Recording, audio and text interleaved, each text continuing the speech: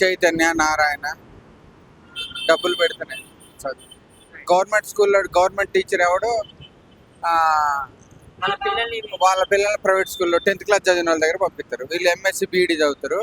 10th class fail, inter fail వాళ్ళ దగ్గర పంపిస్తారు. సో ఎందుకంటే మానిటరింగ్ సిస్టమ్ లేదు. ఓకే పాస్ అయినా ఏం కాదు, ఫెయిల్ అయినా ఏం కాదు. జీతం గ్యారంటీ వస్తుంది. ₹1,00,000 ₹1,00,000 జీతం తీసుకుంటాడు. 10,000 జీతం తీసుకున్న పిల్లల దగ్గర పంపిస్తారు ఇంగ్లీష్ మీడియం. సో ఏమంటారు, ఒక విధంగా ఈ రోజు విద్యా సంస్థల పేరుతో వ్యాపారం చేస్తున్నారని చెప్పుకోవచ్చు అంటారా? అందరికి తెలిసిందే, మళ్ళీ నేను చెప్పేది ఏముంది. మా ముఖ్యమంత్రికి తెలుసు, ప్రధానమంత్రికి తెలుసు, మంత్రులకు తెలుసు, ఎమ్మెల్యే తెలుసు, ప్రజలందరికీ తెలుసు, కానీ పని చేసేటోడే వెళ్ళాడు. సో ఇన్ని అవుతున్నా కూడా మీరు అన్నట్టు వాస్తవానికి ఒక గవర్నమెంట్ ఉద్యోగ కొడుకు గవర్నమెంట్ స్కూల్లో చదువుకోడు. అండ్ ఇంకోటి ఏంటంటే గవర్నమెంట్ స్కూల్లో క్వాలిఫైడ్ అయినటువంటి టీచర్స్ ఎంతో మంది కాంపిటేటివ్ వచ్చిన వాళ్ళు ఉంటారు. బట్ ఇన్ కేస్ ఆఫ్ ఇట్లా ఉన్న సిచ్యువేషన్ లో కూడా ఎందుకని పేరెంట్స్ ఎక్కువ ప్రైవేట్ స్కూల్స్ కి పంపుతున్నారు? వాళ్ళు క్వాలిఫైడ్ అయ్యి బాగా తెలివి ఎక్కువ అయ్యి వ్యాపారాలు ఎక్కువ చేసుకుంటారు. వాళ్ళు క్వాలిఫైడ్ కదా, లక్షల మందిలో 100 మంది సెలెక్ట్ అయిన వాళ్ళు, వాళ్ళకి తెలివి ఎక్కువ ఉంటుంది కదా.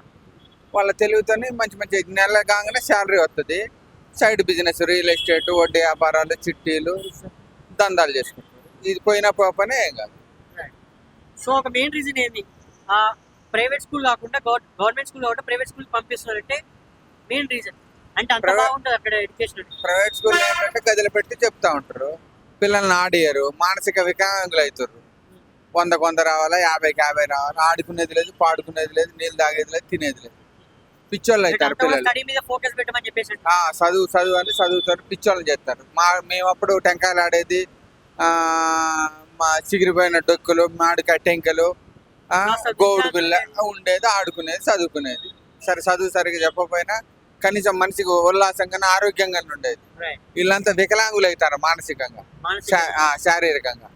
చదువు లేదు, ఆ బండి నుంచి రాగానే మళ్ళీ ట్యూషన్, చదువు లేదు, సంజ లేదు. అది ఎట్టొస్తుందో తెలియదు, ఏ అంటే తెలియదు, రుద్ది చంపుతారు.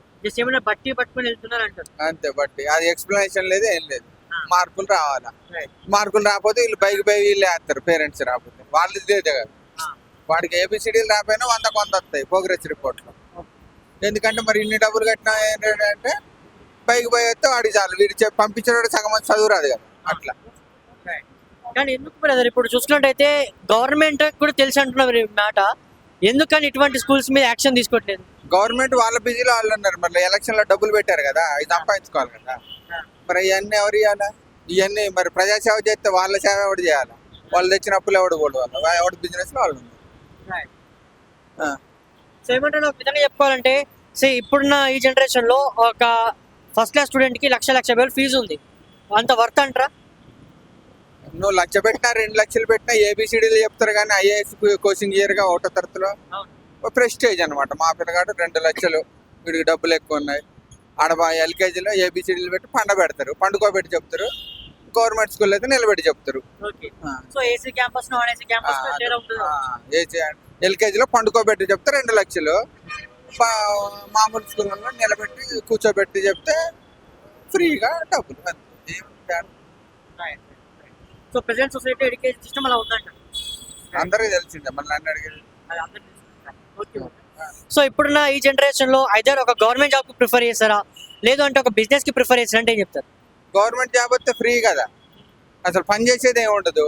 డ్యూటీకి పోయినా నడుస్తుంది. మంత్లీ కాగానే సెలవు, ఏదన్నా వస్తే కోర్టుకు పోవచ్చు. అన్ని ఆగిపోయిన జీతం అంతా ఇస్తారు, అంతే.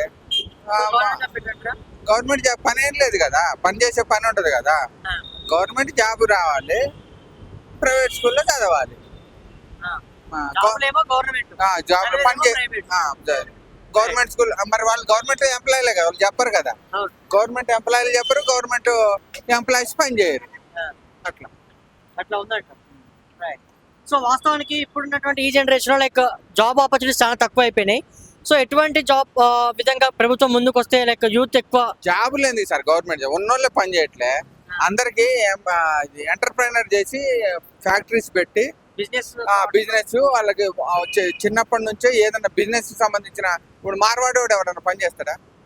వాడు చిన్నప్పటి నుంచే బిజినెస్ నేర్తాడు. వాడు 10th క్లాస్ చదివినా 5 లక్షలు సంపాదిస్తాడు నెలకి. ఇటు ఎంఎస్సీ పిహెచ్డీ 5,000కి పని చేస్తాడు. పిహెచ్డీ చదివి 5,000కి పని చేస్తాడు. 10th క్లాస్ చదివినాడు 5 లక్షలకు పని చేస్తాడు. ఎవడు పెట్టాడు? సో పోల్చుకుంటే ఒక గవర్నమెంట్ జాబ్ అనేది సెక్యూర్ కోసమే, బట్ ఇన్కమ్ జనరేట్ చేయాలంటే బిజినెస్ అనేది ద బెస్ట్ ఆప్షన్. బిజినెస్ అయినా ఎంటర్ప్రైనర్ ఏదైనా ఫెసిలిటీస్ కల్పించాలి. ఎంతమంది గవర్నమెంట్ ఇస్తారు? ఇచ్చిన ఎవడు పని చేస్తాడు? మెట్రో ఉంది, ప్రైవేట్ కాబట్టి నడుతుంది. గవర్నమెంట్ అయితే రెండో రోజు అది మా ఇంజన్ పని చేయదు, రైలు పోదు. సో ప్రైవేటీకరణ గవర్నమెంట్ ట్రైన్ సెట్ ఉన్నాయి, గవర్నమెంట్ బస్సులు ఎట్టున్నాయి, అంతే. మీరు అన్నట్టు ఎందుకన్నా ప్రైవేట్ కి అనుకూలంగా ఈరోజు ఎందుకు గవర్నమెంట్ చేయలేదు? సో అంత ప్రైవేట్ ఎట్లుందో అట్లా చేయొచ్చు కదా, గవర్నమెంట్ స్కూల్స్ అయినా, ట్రావెలింగ్ అయినా, బస్సెస్ అయినా. చేస్తే జనాలు పనికిరాని వాళ్ళు ఉంటారుగా, ఈ ఎర్ర జెండా వాళ్ళు వీళ్ళు గోల్ చేస్తారు. ప్రైవేట్ ఏం చేస్తారు? ప్రజలకు మంచి చేసే తప్పేముంది? చేయనీరు కదా. నువ్వు కుక్కకి బిస్కెట్ వేసినా వేయనీరు, నన్ను కడుతుంది అంటాడు. వేయకపోతే కరవదా? మంచి చేసినా కూడా ప్రతిపక్షంలో ఉండి విమర్శలు చూపిస్తానంట. అంతే. ఇప్పుడు వెనకటి నుంచి ఉంది కదా, తపస్సు చేసుకుంటాడు వాడు మూసుకొని. ఎవడో వచ్చి రాళ్ళు వేస్తారు ఎందుకు? వాడు ముక్కు ముచ్చుకొని తపస్సు చేసుకుంటా అంటే రాళ్ళు వేసేది ఎందుకు? అట్లనే జనాలు ముక్కు ముచ్చుకొని తపస్సు చేసుకుని ఎవరితో పనేం లేదుగా, వాడు పోయేటోడు రాయేస్తాడు. మరి వాడి పని వాడు చేసుకుంటుంది. ఎక్కడైనా అంతే, ఎప్పుడైనా అంతే. గవర్నమెంట్ అన్న ఇప్పుడున్న జనరేషన్ తగ్గట్టు, ఈ ఫ్యాషన్ కి తగ్గట్టు ఎటువంటి బిజినెస్ పెడితే బాగా తొందరగా క్లిక్ అవుతుంటది?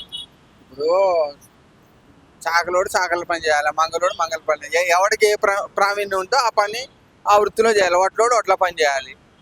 దానికి సంబంధించిన అప్గ్రేడ్ చేయాలి. ఎవరికి దేంట్లో ప్రావీణ్యం ఉందో మనకెట్ట తెలుసు?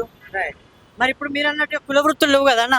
ఇప్పుడు మీరు అన్నారు మంగళవారం మంగళ పని, కుమ్మరి పని అంటే కటింగ్ చేసే వాళ్ళు మంగళవారం లేకుండా చేస్తారు. మరి వాళ్ళు చేయటం రాకపోతే ప్రావీణ్యం ఎవరి ఇంట్రెస్ట్ వాడిది. అంతే అంతే. కుల వృత్తితో ఏం పర్లే.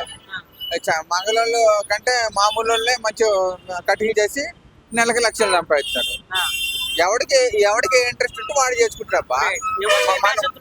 మనం చెప్పినట్టు నా పిల్లగాడు ఉంటాడు, నేను చెప్పినట్టు తింటాడా? నువ్వు మీ నాన్న చెప్పినట్టు తింటావా? ముఖ్యమంత్రి అయినా ముఖ్యమంత్రి కొడుకు చెప్తే తింటాడా? దేశం అంతా చెప్పిన ఏంటో, ఎవడి ఇష్టం వాడిదే, ఎవడి కష్టం వాడిదే. మనం ఏం చేస్తాం? సో ఏమంటారు ఇప్పుడున్న ఈ జనరేషన్ లో ఎటువంటి బిజినెస్ తొందరగా క్లిక్ అవుతుంది? ఏ బిజినెస్ క్లిక్ అయిందంటే మనం ఏం చెప్తాం? మన బిజినెస్ ఎక్స్పర్ట్.